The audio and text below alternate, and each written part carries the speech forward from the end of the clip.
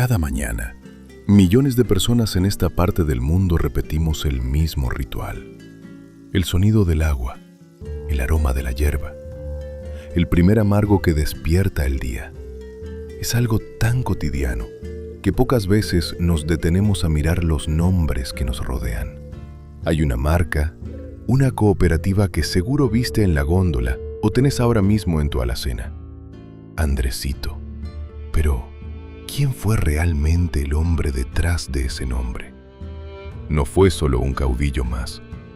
Fue el único general de origen indígena en toda nuestra historia. El hijo adoptivo de Artigas, el protector de las fronteras.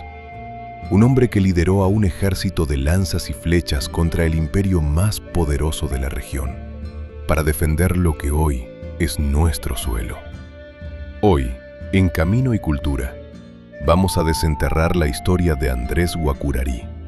Vamos a viajar a 1817, al barro y al humo de la batalla de Apóstoles, para entender por qué, cada vez que se vas un mate, estás honrando la memoria de un gigante que la historia oficial intentó olvidar. Para entender la magnitud de este hombre, hay que viajar al corazón de las antiguas misiones jesuíticas. Andrés nació guaraní, en una tierra colorada que siempre fue vista como un botín de guerra por los imperios de turno. Una frontera caliente, pero su destino dio un vuelco definitivo cuando se cruzó con José Gervasio Artigas. El líder de la banda oriental no solo vio en él a un aliado estratégico, vio a un igual, vio a un hijo. Lo adoptó legalmente, le dio su propio apellido y tomó una decisión que sacudió a las élites de la época. Lo nombró comandante general de misiones. Imagínate lo que significaba eso en 1815.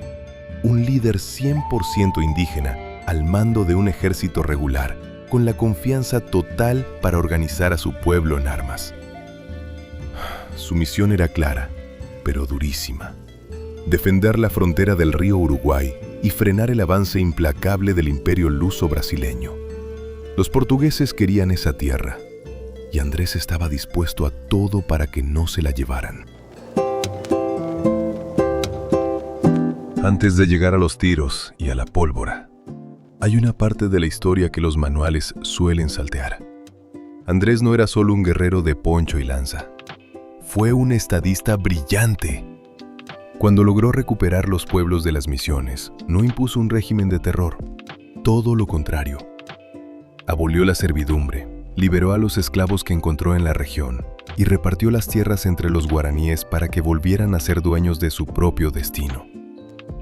Y acá viene el dato clave: el puente entre la historia y el paquete de hierba que tenés en la alacena.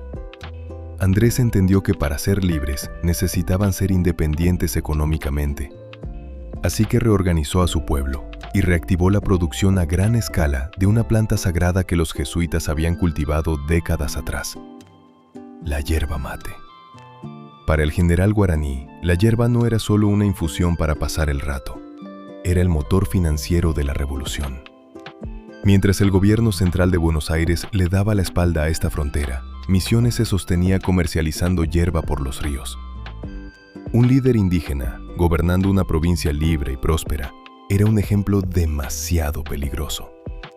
El imperio luso-brasileño no iba a permitir que ese modelo contagiara al resto del continente. Había que aplastarlo.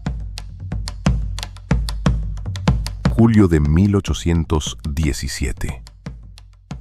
El invierno castigaba sin piedad a la tierra colorada. El comandante portugués Francisco das Chagas Santos cruzó la frontera con una fuerza demoledora. Veteranos de guerra europeos, caballería pesada y cañones. Venían a borrar las misiones del mapa. Su objetivo principal, el pueblo de Apóstoles. Cuando las campanas de la iglesia empezaron a sonar a lo lejos, los guaraníes supieron que el infierno había llegado. El ataque fue brutal. La artillería portuguesa destrozó las primeras líneas de defensa. La milicia de Andrés, armada con unas pocas tercerolas viejas y lanzas de tacuara, tuvo que atrincherarse en el patio de la iglesia.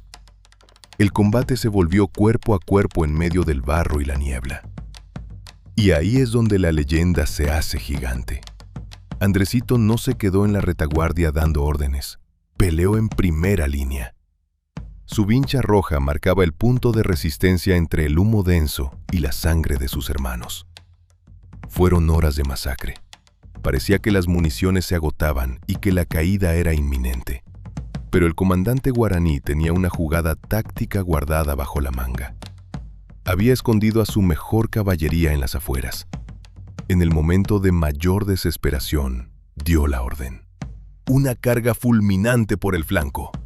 Los invasores, que ya se creían victoriosos, se vieron rodeados por una tromba de jinetes que atacaban con una furia indescriptible.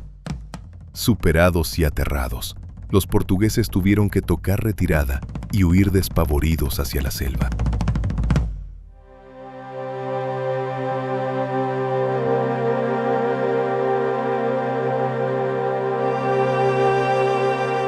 Pero la historia de los héroes de nuestra tierra rara vez tiene un final feliz. Después de la gloria de Apóstoles, la guerra continuó sin tregua. El imperio luso-brasileño no perdonaba. En 1819, tras una derrota sangrienta en Itacurubí, la suerte de Andrés se terminó. Fue capturado. Lo llevaron encadenado a pie hasta Porto Alegre y de ahí a las mazmorras de Río de Janeiro. Lo encerraron en la temible Ilha das Cobras, la isla de las cobras. ¿Puedes imaginarlo? El hombre que mandaba en la selva, el general que cabalgaba libre por la tierra colorada, ahora estaba atrapado entre 4 paredes de piedra húmeda, viendo el Atlántico a través de unos barrotes. Artigas intentó rescatarlo, pidió por él en cada tratado, pero los portugueses sabían que Andrés era demasiado peligroso para dejarlo volver. A partir de ahí, el rastro se vuelve borroso. No hay actas de defunción, no hay una tumba con su nombre. Algunos dicen que murió de tristeza en la cárcel, otros que logró salir años después para perderse en el anonimato. Su final es el misterio más grande de nuestra historia.